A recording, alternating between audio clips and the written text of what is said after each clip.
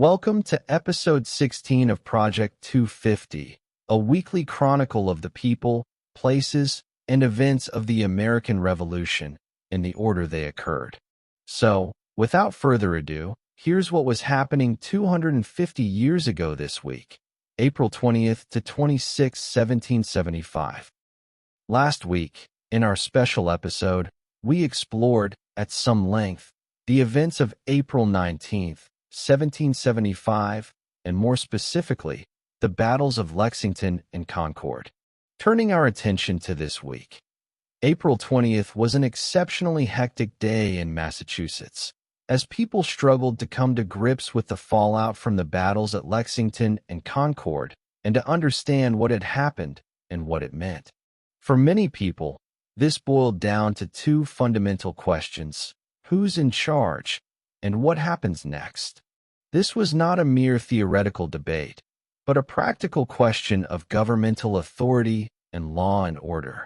With British authority now largely confined to the city of Boston and the Continental Congress not due to meet for another 3 weeks, the task of governmental administration, for the moment, fell largely to the Massachusetts Provincial Congress and its president, John Hancock. This approach was not without its problems. The Provincial Congress did not represent or hold sway over the remaining 12 colonies, and even within Massachusetts, its claim to authority was rather tenuous.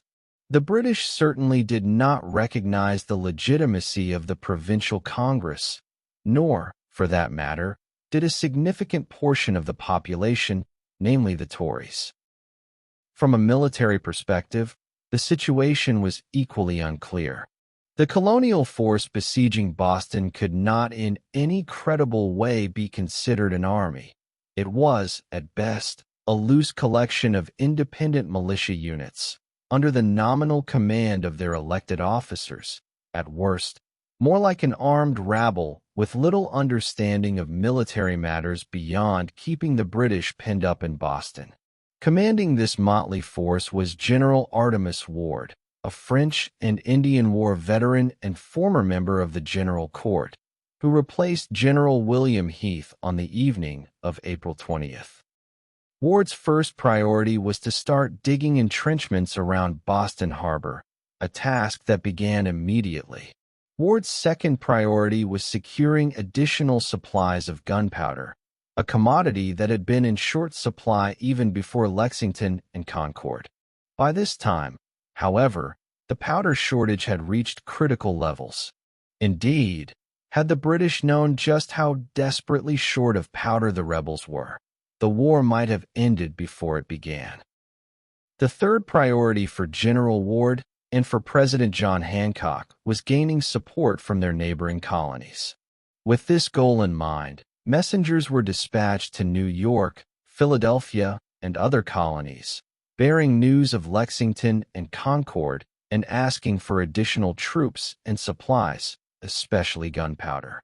In the meantime, news of Lexington and Concord had already begun to spread beyond Massachusetts, reaching Hartford, Connecticut on April 20th.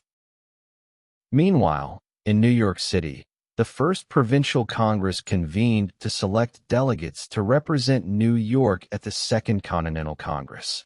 This Congress, also known as the Provincial Convention, had been summoned by New York City's Committee of 60 in response to the refusal of New York's Colonial Assembly, back on April 3rd, to appoint delegates, is also considered New York's first extra-legal government organization representing the entire colony.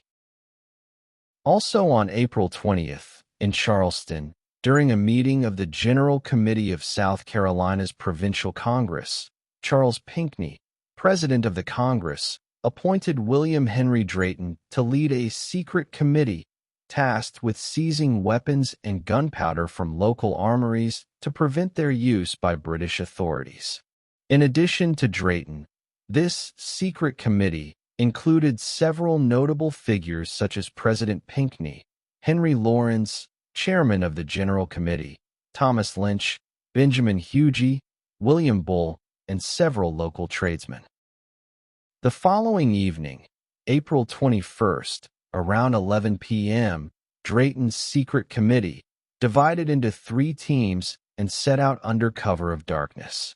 The first team would proceed to the Charleston City Armory, located at the northwest corner of Broad and Meeting Streets, and seize as much powder and weapons as possible.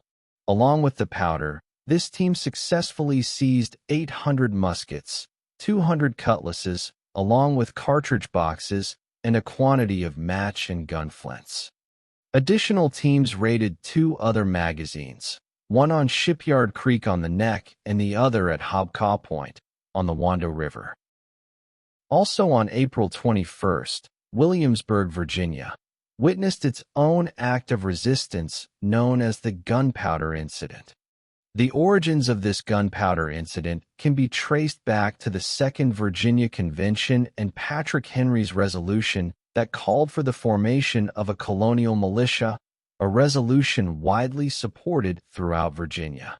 Despite the defensive intent of these militia, Governor Dunmore referred to their formation as dangerous measures against the government, which they have now entirely overturned.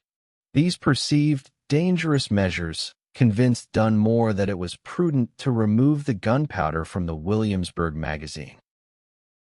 It was for this reason that Dunmore, in an attempt to prevent the sort of violent encounter that had occurred in Massachusetts, although word of Lexington and Concord had not yet reached Virginia, ordered Lieutenant Henry Collins to lead a party of Royal Marines to seize the gunpowder from Williamsburg's public magazine.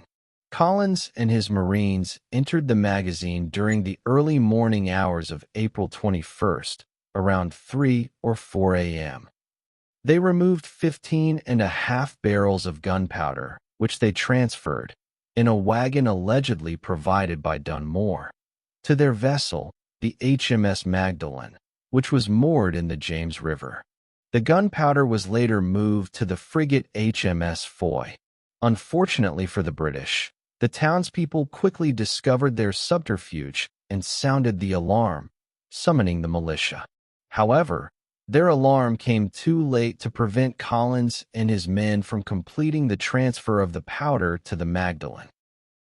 At this point, an armed crowd of frustrated colonists gathered outside the governor's palace, angered by Dunmore's high-handed methods in removing the gunpowder, especially in the middle of the night. They began threatening Dunmore with violence, and even threatened to storm the palace if the governor did not return the stolen powder. Fortunately, wiser heads prevailed. A group of colonial leaders, including Peyton Randolph, Speaker of the House of Burgesses, along with Williamsburg's mayor and city council, persuaded the crowd to let their leaders seek a peaceful resolution. Randolph and the other Patriot leaders would meet with Dunmore at the governor's palace the following day to hammer out an agreement. This seemed to calm the crowd, at least for the moment, and they slowly dispersed. The following day, April 22nd, Speaker Randolph, the mayor, and other officials met with Dunmore, seeking clarification regarding his removal of the gunpowder. Dunmore explained that he had removed the powder from the magazine due to concerns over rumors of a slave uprising. He had it transferred at night to avoid causing unnecessary panic. Dunmore assured Randolph and the others that he would return the powder within half an hour if a rebellion occurred.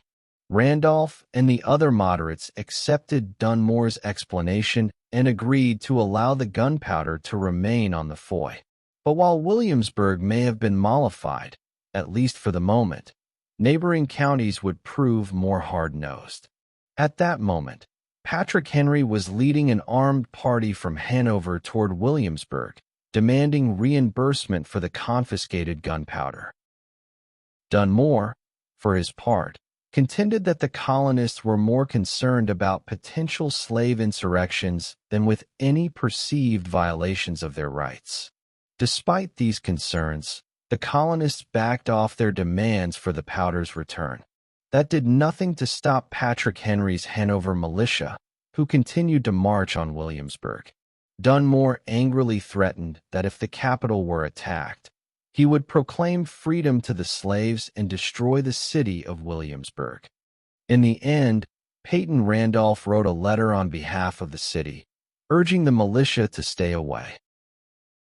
Also on April 22nd, the Rhode Island legislature voted to send a force of about 1,500 men to Massachusetts to support the colonial forces besieging the city of Boston.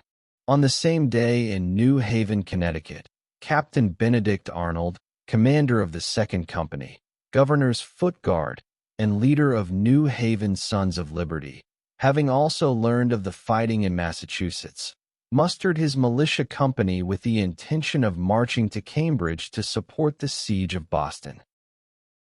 However, Arnold's expedition faced stiff opposition from the city's selectmen, who called his proposal hasty and premature and refused to authorize it. In response, Arnold marched his men to a nearby tavern where the selectmen were meeting and demanded the keys to the city's powder magazine. David Wooster, the local militia colonel and justice of the peace, was sent out to address Arnold's demands. Wooster informed Arnold that he would have to wait for regular orders from the legislature in Hartford. Never one to take no for an answer, the 34-year-old Arnold then declared, "Regular orders be damned." The war was already underway, and Arnold was determined not to be delayed by even a day. When Wooster refused a second time to surrender the keys, Arnold's supporters threatened to break down the doors of the magazine.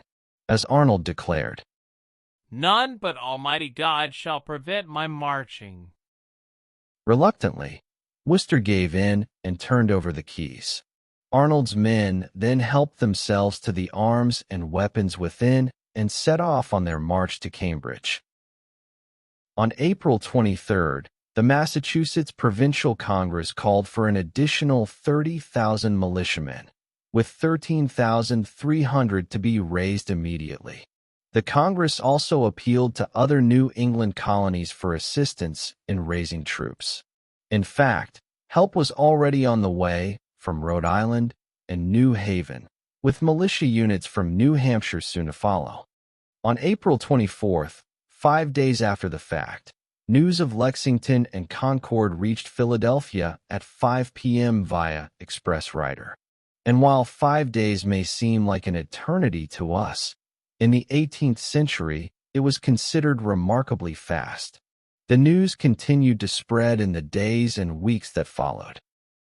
On April 25th, the same day that Maryland patriots confiscated gunpowder from a storehouse in Baltimore, Captain John Parker and others swore out depositions regarding the battles at Lexington and Concord. In their depositions, Captain Parker and his fellow patriots laid the blame squarely on the British. And that's the way it was 250 years ago this week. If you enjoyed this video, please tell a friend.